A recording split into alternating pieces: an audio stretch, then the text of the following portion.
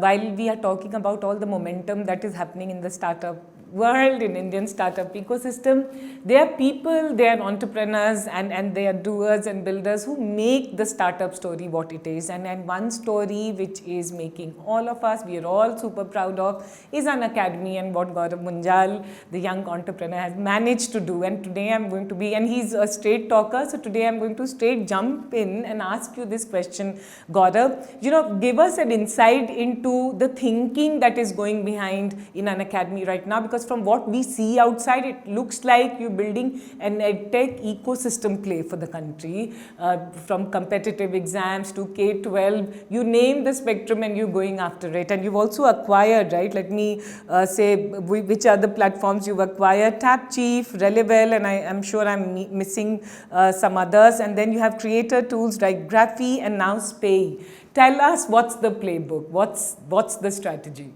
By the way, I heard that YourStory uses Pay to sell their courses. I started with the branded integration.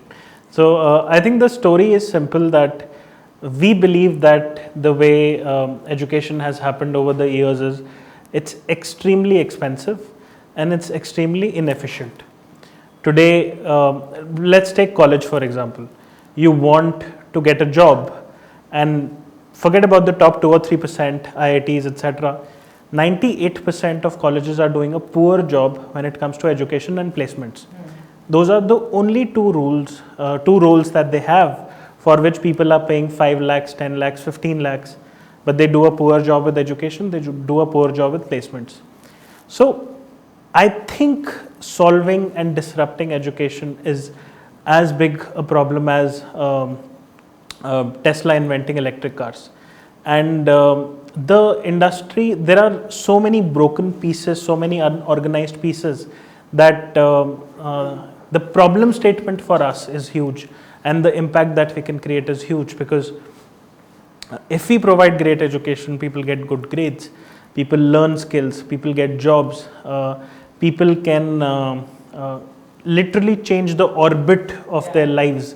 People can get a job with the government, and people can start a company. I mean, that's what YourStory courses do. So I think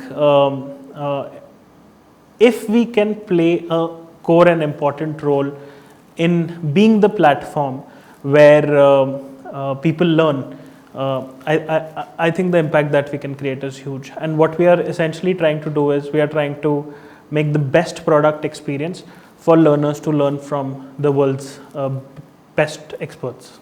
Gaurav, I want to ask you this question. You've been on an aggressive acquisition spree, and that's very good, because I feel this is the new age entrepreneurs acquiring young companies, and we need more of this in our ecosystem. Tell us, what's the strategy, because they are very, very diverse set of companies, and your latest acquisition is Spay, which is again a creators tool platform, right? What are you thinking when you're looking at acquiring? And then this is again for the entrepreneurs watching, if they are Edtech entrepreneurs, what are the areas that you're going after? See, what we look for capabilities. So we have rarely done an acquisition for revenue, because we like to believe we are not private equity players. We are essentially builders. We look for unique capabilities. For example, Wi-Fi study had cracked YouTube marketing to a different level, and we got the team early. In fact, we were just a 100 million company when we bought them for 10 million. In that time, that was a huge acquisition for us, because we had to dilute almost 10% of the company. But what we learned through them and what they were doing on YouTube helped us scale our YouTube strategy. Similarly, PrepLadder is great in content. And let's say Rio TV or TapChief, these are great teams who are working on the R&D and 0 to 1 projects of Unacademy. So either it's the team or it's some unique capability. These are probably the only two reasons through which we buy a company. Are you thinking of building a house of brands? Once you acquire, are they all getting integrated in an academy, or are you going to have distinct brands? I think most products would be in the Unacademy core platform, which is, but if let's say we are going after a different market, for example, Graphy and Spay are SaaS products. For that, we might have different brands. Relevel wants to disrupt college education. So we might have a different brand. But for now, the 3 brands that we'll operate, but these are in distinctive 3 segments, are Unacademy, Graphy and Relevel. I have to ask you this question. While EdTech is getting so much of attention, and especially since last 18, 24 months, there's a common thing which people say that education in India and EdTech in India is sales-led rather than education-led. What do you have to say about this? I mean, there are a few companies who are extremely sales-driven. That's not our ethos. Though, when you are buying a product worth $1,000 online, a sales call is always helpful. But we have always had great practices to ensure that mis-selling is not happening on our platform, and we are extremely intolerant towards it. I mean, you can't blame that sales is bad. Every company has to do some form of sales. It's just that companies have to build systems and processes. And I know that even our competitors are working on building better systems and processes, because we all owe it to the country and to the ecosystem to make sure that we are not doing any mis-selling, because this is education. You are actually helping students, you are actually changing their lives. Yeah. I mean, we should not be mis-selling to people who have to take loans to buy our products, etc. So we are extremely brutal when it comes to mis-selling, and we have a zero tolerance policy. For every few salespeople, I think we have one quality control person, and we have a 1-strike policy. We let go of our salesperson if we found out that immense pressure was being put or mis-selling was done.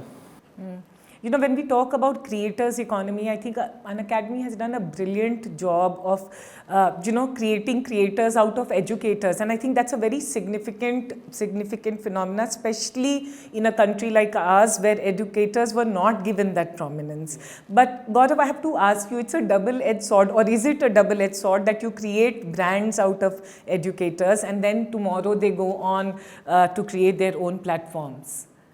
I think if you're trying to create something big, you have to take that risk, and people should stay on Unacademy because we are the best platform for them, product-wise, financially, and because we take care of them, not because they don't have alternatives. Yeah. So, I mean, we want to be the best workplace for educators. We want our platform to be used by the best creators. They should not stay with us because there is no option. In fact, and this comes, see, you need to realize the root of how the company was started. Both Roman and I were creators on YouTube and Quora, and we were collectively had like 500,000 followers. Both of us were in the top 20 most followed people on Quora, and then 3-4 years back we stopped writing.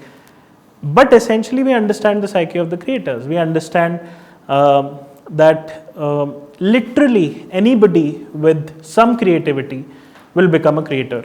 If you are a singer, you'll probably go on YouTube. If you know how to teach, you'll come on Unacademy. You'll make videos on TikTok, you'll come on Instagram.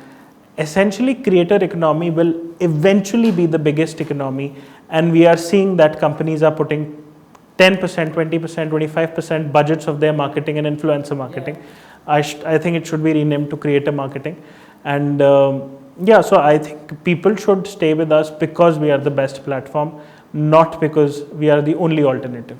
We are the only platform. Yeah. So what I'm also hearing is that today you're saying that it is not a concern, right? Like today when you're building a platform, then educators, if they go, they stay, they should find it extremely attractive to be on Unacademy. I mean, some educators, we have less than 5% churn, but some educators do leave us and start their own YouTube channel and start selling their courses. But it's like some of our best employees also leave us and start companies. We actually encourage them because eventually 6 months later, 12 months later, we keep that door open that they can come back to Unacademy anytime. And it happens. Sometimes people try out different things, people try out other platforms, and eventually they come back to Unacademy. So, I mean, we have now worked with more than 6,000-7,000 top educators in the country. With extreme, some of them are paid extremely high because they are the best educators from Kota and Delhi.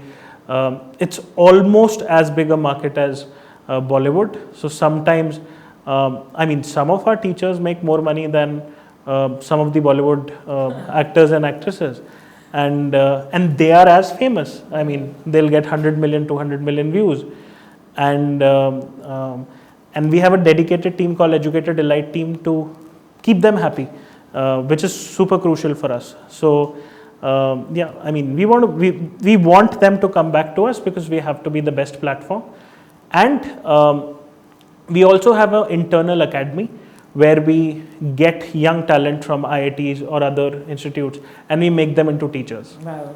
While Unacademy has seen such an unprecedented and fast growth, today you as an entrepreneur, and I've seen you before Unacademy and the hat that you're wearing now at Unacademy, you've also scaled tremendously, and one can see that. And this is for all the entrepreneurs watching. I want to hear from you, what are some of the things that you've done to scale as the company has scaled, and which has kept a faster pace as your ambition been faster, which has reflected in Unacademy, or Unacademy has got that, the different circumstances and everything, it growing so fast that you had to keep a pace with it? I think it's some phases I was fast, some phases the company was fast. I think it's, I think essentially it's not just me. Unacademy is what it is because of a lot of people. My co-founders Roman and Himesh, my partner Karan, investors. We have been lucky to have great investors like Shailendra, Sameer. We have great board members like Bhavin and Sujit. I think one of the things that we relentlessly chased is being around people who are 100x better at certain things that we are not good at. Now, by the way, this might mean that these are not essentially people, they can be books also. Yeah. For example, we have a culture of reading a lot, we have a culture of learning a lot, because essentially it boils down to our ambition. We think we have just scratched the surface. I think it comes down to also the fact that we are highly ambitious and we believe that Unacademy can be literally the world's largest platform for learning. For example, in one of the new projects, what we are doing is, so far we have around 50 exams for which people can prepare for. And we are the largest in terms of number of categories. For example, even our competitors have mostly 5 exams or 4 exams. Now our ambitious aim is, can we, and we call them goals. Now this need not be an exam. This can be a UPSC, or this can be a, TCS has announced that TCS is not going to do placements and only going to hire through a test. Yeah. So we can even help people prepare for the TCS test. Now what we are essentially saying is, we are going to find content partners across the world. We are great at building a technology platform, we are great at brand building, we are great at marketing, and we are great at providing a great learning experience and end-to-end journey. But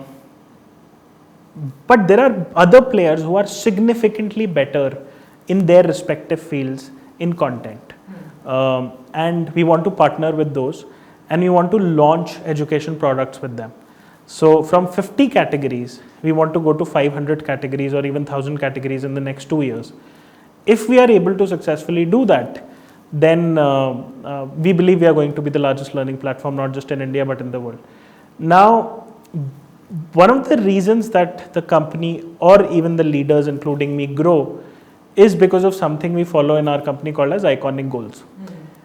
It almost becomes a self-fulfilling prophecy. When you say, for example, when we were 25-year-olds, we said that we are going to be $1 billion company because before all of us turned 30. Now, too much masala was added to it when we actually did become before we turned 30. But it was sort of that North Star goal that brings everyone together. Yeah. So right now, when we say that we want to have 1,000 goals on Unacademy, it eventually becomes a self-fulfilling prophecy. So because you have this goal, then Unacademy must grow and the leaders must grow. Yeah. So I think this concept of iconic goals, and Keith, who was the CEO of Square and now he's the partner at Founders Fund, he talks about this very interesting concept that most people are busy, but they don't do needle moving tasks. Yeah. So we internally we work a lot on our productivity systems. For example, we have this concept of needle moving tasks. Whatever you have done in a day, it's important to do 2 or 3 needle moving tasks, and that's more important than anything else. So I think we work a lot on productivity systems. We work a lot on the how we approach the problem, and then it's a catch-up game for both the company and the leaders. That let's align on this goal. We have to achieve this goal, whatever it takes. When you are living this iconic goals and dreams, it requires a different kind of pace, caliber, fine-tuning in the team. How are you looking at that and how are you building that? See, we have, I would not say our culture is X or Y. We have our own culture. That culture is that it's a culture of extremes, that we are extremely bullish. We are extremely bullish on the market. We are extremely ruthless about achieving the goals. The how does not matter. There are few hows that do matter, like it has to be a platform play, etc. I think leaders at even CXO levels have a lot of freedom. They operate with their full autonomy, etc. We align on certain iconic goals, and that's the culture we are building. Because now let's say I have a CEO of Relevel, I have a CEO of Graphy, I have a chief operating officer of Unacademy. And interestingly, all 3 of them are ex-founders. So I think I was doing this study internally that we are sort of attracting a lot of founders to Unacademy. I think it's one of the reasons is because of the sheer audacity and goals that we have set for ourselves. The other reason is that we are we hate convention. And sometimes it's a negative thing, because sometimes if there is only one way to do a thing and everybody else is doing that way, we still want to do it differently, which might not be the best case always. But most of the time, trying to be unconventional is great, because whether you see our films, brand ads that we have done, whether it was our IPL campaign, or we just put 100 to 200 educators on billboards all across the country. And that fear always is that what happens if they will leave us. But we don't operate from that fear. Yeah. We operate from that trust. And I think we have been able to inculcate a lot of talent from within, which has risen and is handling, and then these people are handling a lot of huge things happening at Unacademy. Recently, you announced ESOPs for your educators. ESOPs, yeah. Huh. What is it called? TSOPs. Teacher stock options. Yeah. TSOPs for educators. So it's not just ESOPs which we've been seeing for employees, but for educators. Very forward thinking move. Tell us, how did you come up with this thinking, and how is it working for you? See, essentially we realized that if employees are super important, so are our educators. And even though with educators we have sort of like an exclusive contract, they are not on our payroll. And this is what we were discussing with finance, but we just internally figured out, is there a way we can give them skin in the game? Because one of the reasons we are able to achieve this impact is because of our educators. Actually, one of the most important reasons. So why should they not have a skin in the game? And we are huge fans of making sure that everybody has a skin in the game. And that's why we announced the partner program, where people, like if I had to pick new co-founders today, they are called partners at Unacademy. And Karan Shroff was our first partner, who's also our CMO. Similarly, TSOPs. Educators were it was ecstatic, because they were super happy when they heard this. So yeah.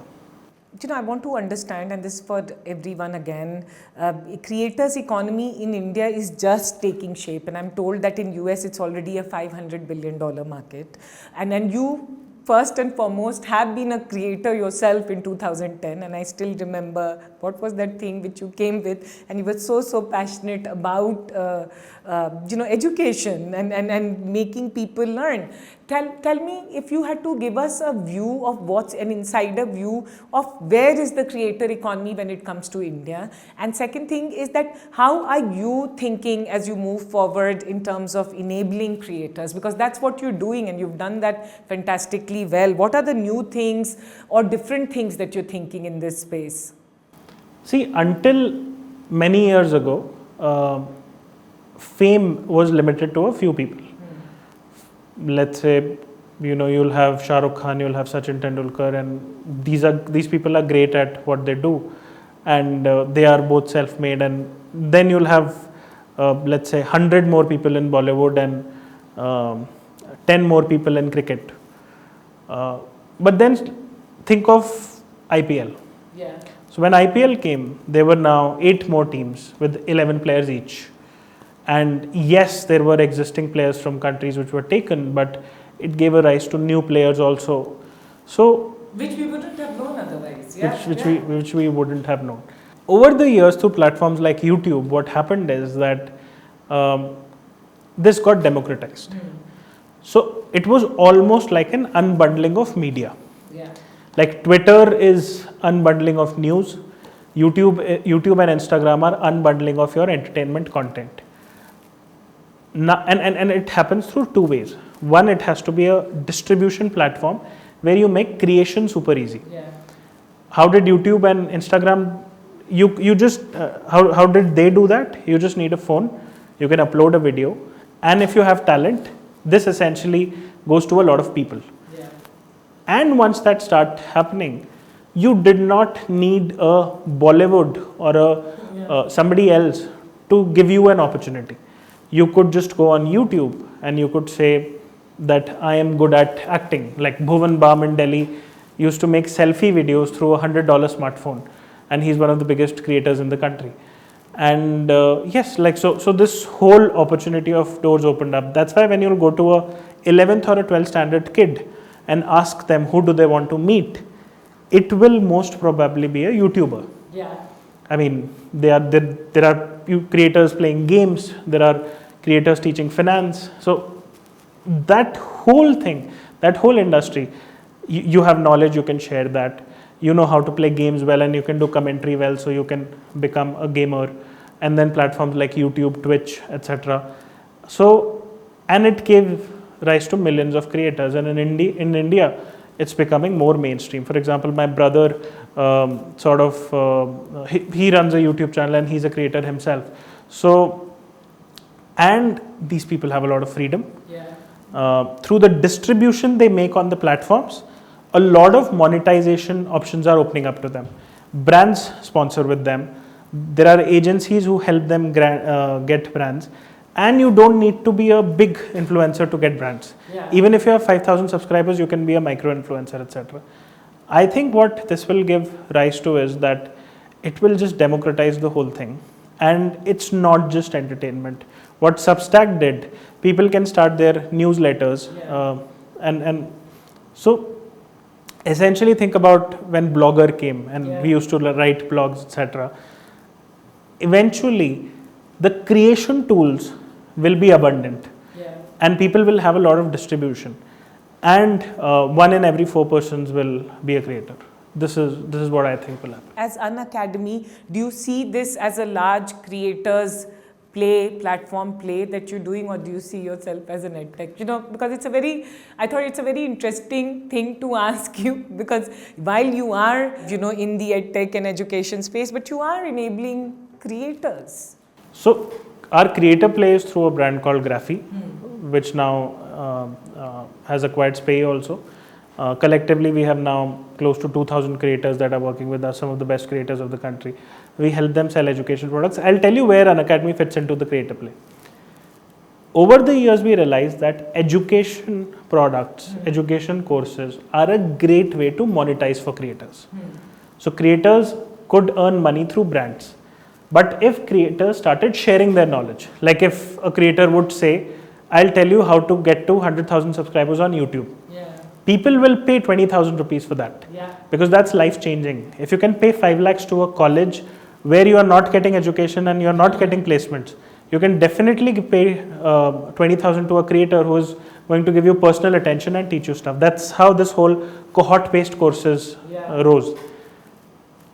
We think that Unacademy is our consumer education play, where we are going to build the world's largest platform for learning. But Graphy and Spay are enterprise, are sort of like our B2B play or prosumer tools play, where we will empower creators to sell education products, to sell courses. And that's the role we will take. It's very close to what we were already doing. So we took the best of what we learned at Unacademy and we shared it with the creators. And we built a great tool for them that this is how you can sell your courses. And that's working for them. It's sort of like what Amazon did with AWS, but our scale is obviously much smaller. They said that they had built these great cloud systems, and they said that this can be helpful to many more people, and a business can be made out of that. So for us also these two things ticked, that we can make a business out of it, and it can help a lot of other creators also. As an entrepreneur, as a young entrepreneur who's created such a massive company, startup, and impact in the education space in the country, I want to ask you, how do you keep yourself on top of the game? Because the point is that it is, at the end of the day, I also say that entrepreneurship is also playing cricket match, right? Like you have to score and you are as good as your last innings. And then it is a treadmill, you have to run, and you're running phenomenally well. So I want to ask you, what are some of the things that you do to be ahead? I mean, just like for players, they keep on practicing. They'll go to the gym to work out, etc. I think a lot of mental workouts are needed. For example, one of the things that founders should do, and which we do, is that once a week at least, we take a step back and look at the chessboard and look at the macro play instead of being on the match.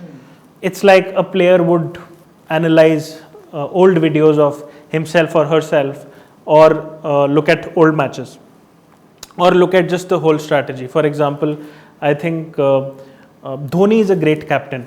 He single-handedly wins matches through his captaincy, through his sheer strategy. So I think we have tried to be good at strategy. If you are getting some strategic calls right, they make up for your execution faults. Let's say you missed your revenue targets by 30%, but you took a few strategic calls right. There is a book called Playing to Win. It was written by the CEO of Procter & Gamble. It talks about strategy starts from where to play, and then how to play, and then what management systems are needed to win, and what modes are needed to win. So similarly, I think spend at least 25% time, and this is what we do. We spend 25% time on strategy, and if we get those strategic moves right, I think, and it's very crucial to get those strategic moves right, because if you don't get them right, no amount of execution can help you, and if you get them right, you can make up for sometimes bad execution also. For example, in 2019, had we not moved to the subscription model, we would not have reached where we reached. So things like that. For example, today, one of the biggest strategic calls that we are taking is that we are going to go global. We are going to have this platform play where we are going to have 200 goals or 500 goals or 1000 goals on Unacademy. Now, this is a bet because we have to change the direction of the company accordingly. But if it works, then we will be closer to the company that you just mentioned. So. If you're looking at the edtech space and you're looking at the creators economy, which is shaping up in India, I want to ask you, what's the consumer behavior that you are seeing? Are there some changes? Are there some shifts? When it comes to India, there is a certain perception, right, when it comes to the consumer base. For example, in Spay, we have a lot of creators on Spay who sell courses. Live courses watch time crossed recorded courses watch time for the first time last month. So we took a bet on this early on, and now the industry, everybody who's coming into the market, whether that's Amazon, whether those are other players, it's all live courses. So I think this is one shift that we are seeing, that people are fine with paying lakhs of rupees to learn online. And people, if they're getting value, they don't mind paying for that. Second thing, what has happened is that because of so many fintech startups and because of push by the government for UPI and other payment systems, I think it has become extremely easy, and the accessibility has increased for people to buy online, etc. And I think Indian consumers are also very brand conscious. I think they are more brand conscious than they are more value conscious. If you build the right brand, people will buy your products. And one of the ways it also, and that's why influencers are literally brands of their own. So when they also sell something, people buy that, etc. So, but yeah, these are, for example, in the last 2 years, there is only one time we have had a discount, sort of like a special price week or a discounting week. And we didn't have the need to give discounts because people are fine with paying if they are getting value. So I think, yes, there is that shift where people want great value. They are fine with paying up for it if you can give a great product experience and great value. If you had to choose another career path than what you're doing right now, what would that be? Probably a writer or a filmmaker. Tell us, you read a lot, you're a voracious reader. Tell us the books that you've read recently. I keep rereading for example, this book on Amazon Unbound. It's a very good book. That's a book that I've read recently. Playing to Win is a book that I have read recently. But I also believe in rereading some of the classics. For example, I'm rereading 0 to 1 by Peter Thiel. Every time I read it, I learn something else. Because I'm also at different stages of my... Then there is this book on Steve Jobs, which is after he came back to Apple in 1997, and he was a more evolved CEO. It's called Becoming Steve Jobs. It's a brilliant book. What is it that keeps driving you? Like there is this thing, inner keeda, ki wo kya hai jo, keeps you at the pace at which you operate? I think we are surrounded by bad products. And I'm not just talking about education. In general, there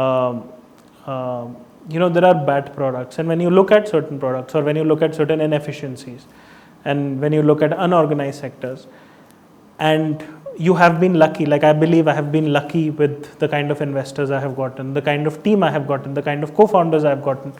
I have been lucky and privileged to have the opportunity and the potential to bring changes, like make education better, make creator economy better. So it essentially sort of becomes like a fiduciary duty that we have to live up to our potential. What, according to you, is one area of improvement in you? And what are you doing about it? I start too many projects and there is too much chaos. And then I'm not able to take all of them to completion. One of the things that I need to definitely get better at is focus. Because yes, chaos is good. I like chaos and I like pressure, etc. But sometimes I overdo it. Sometimes I'll take on too many things. And one day I'll realize that I can't take all of them to conclusion.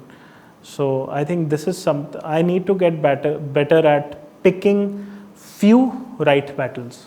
What's the iconic goal when it comes to Unacademy, and if we have to think of year 2025? I think we would want to be one of the largest consumer brands in the country. By then, definitely we would have done our IPO. Definitely. And we would have, right now, we have a great product in test prep. We would have cracked at least 2 or 3 more market segments apart from test prep. And we would have built a world-class organization with great product and brand. That's the iconic goal. Wow. All the very best. Thanks a lot for having me over, and thanks a lot for being a friend and mentor since the last time.